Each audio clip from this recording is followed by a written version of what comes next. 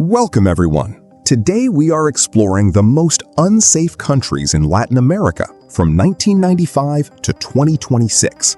Over the last 3 decades, the region has faced major challenges, including cartel wars, gang violence, political instability, corruption, poverty, and economic crises. Some countries became safer over time through reforms and stronger law enforcement. Others experienced rising insecurity that affected millions of lives. In this video, you'll see how the rankings change across different decades in this dramatic bar chart race. Let's begin in the 1990s. Latin America has long struggled with violence connected to organized crime and drug trafficking. Many criminal groups fought for control of smuggling routes connected to North America and international markets.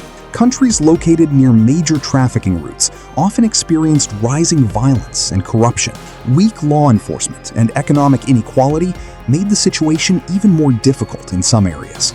During the late 1990s and early 2000s, several countries saw major increases in homicide rates and gang activity. At the same time, millions of ordinary people tried to continue their daily lives despite growing insecurity. For many years, Colombia became one of the most dangerous countries in the region. Drug cartels, armed groups, kidnappings, and bombings created fear across the country. Cities like Medellin and Bogota gained international attention because of violence linked to organized crime.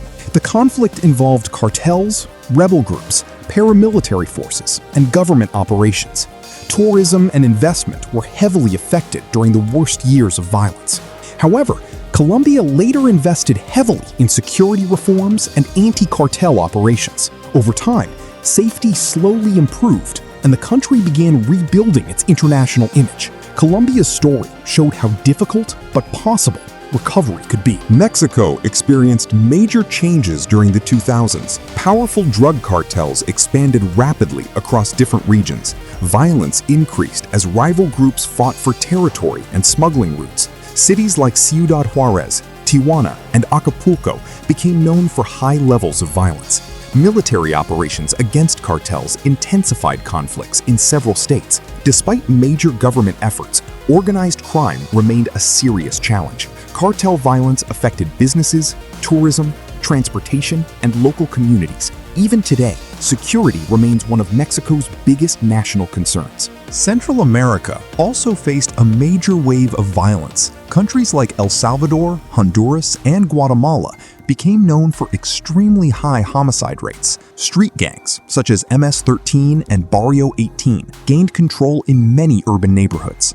Extortion, robbery, kidnappings, and gang conflicts became daily problems for many families. At one point, El Salvador recorded one of the highest murder rates in the world. Honduras also faced severe violence, especially in cities like San Pedro Sula.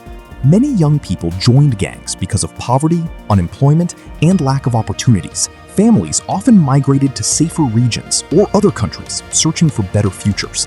The gang crisis became one of the region's biggest social and security problems. Brazil also faced major security problems in several urban areas. Large cities like Rio de Janeiro and Sao Paulo struggled with gang violence, drug trafficking, robberies, and organized crime. Some neighborhoods became controlled by criminal groups instead of government authorities. Violence inside overcrowded prisons also became a major issue.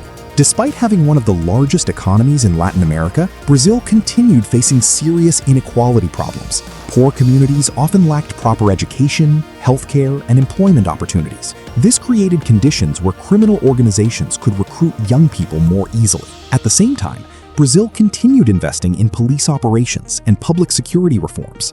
Economic instability played a major role in increasing insecurity across the region. Countries facing unemployment, inflation, and poverty often experienced higher crime levels. Venezuela became one of the biggest examples during the 2010s. Economic collapse, shortages, and political tensions created extremely difficult conditions for millions of people. As the crisis deepened, crime and instability became major concerns. Large numbers of Venezuelans left the country searching for safety and economic opportunities.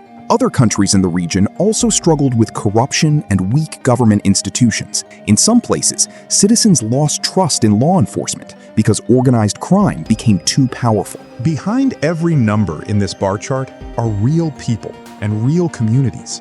Violence affected schools, businesses, tourism, healthcare, and family life. Many children grew up in neighborhoods where crime became part of everyday life. Some communities lost economic opportunities because investors and tourists avoided dangerous regions. At the same time, millions of people continued working hard to improve their lives and protect their families. Local organizations, community leaders, and activists also played important roles in promoting peace and education. The human cost of insecurity across Latin America has been enormous. Different governments responded to violence in different ways. Some countries increased military operations and police presence. Others focused more on social programs, education, and economic reforms. Colombia achieved significant improvements through long-term security investments. El Salvador later introduced strict anti-gang crackdowns and mass arrests. These measures sharply reduced homicide rates, although they also created international debate about civil rights. Mexico continued fighting cartels through military operations, but violence remained difficult to control completely. Several countries improved surveillance systems, border security, and anti-corruption efforts. The fight against organized crime continues across the region today. The rankings in this bar chart changed constantly from year to year. Some countries became safer after major reforms and stronger law enforcement. Others moved higher in the rankings because of political instability or economic collapse. Colombia gradually improved compared to the violence of the 1990s. El Salvador saw one of the most dramatic reductions in homicide rates after aggressive security policies. Meanwhile, Venezuela climbed higher because of worsening economic and political conditions. Mexico remained one of the region's biggest security concerns due to continuing cartel conflicts. Honduras and Guatemala experienced both improvements and setbacks over the years. The situation across Latin America remained complex and constantly changing. Today, Latin America still faces many security challenges. Drug trafficking, corruption, human trafficking, cybercrime, and organized criminal networks continue affecting several countries. Climate disasters, migration pressures, and economic inequality also influence public safety. However, many countries are investing in better policing, technology, education, and economic development. Some cities have already become safer compared to the past. Tourism and international investment are returning to several regions. The future of safety in Latin America will depend on political stability, economic opportunity, education, and strong institutions. Millions of people across the region continue hoping for safer and more peaceful communities. Thank you for watching this journey through the most unsafe countries in Latin America from 1995 to 2026. If you enjoyed this bar chart race video, don't forget to like, subscribe, and share your thoughts in the comments. And tell us which topic you want to see next. See you again in the next data race.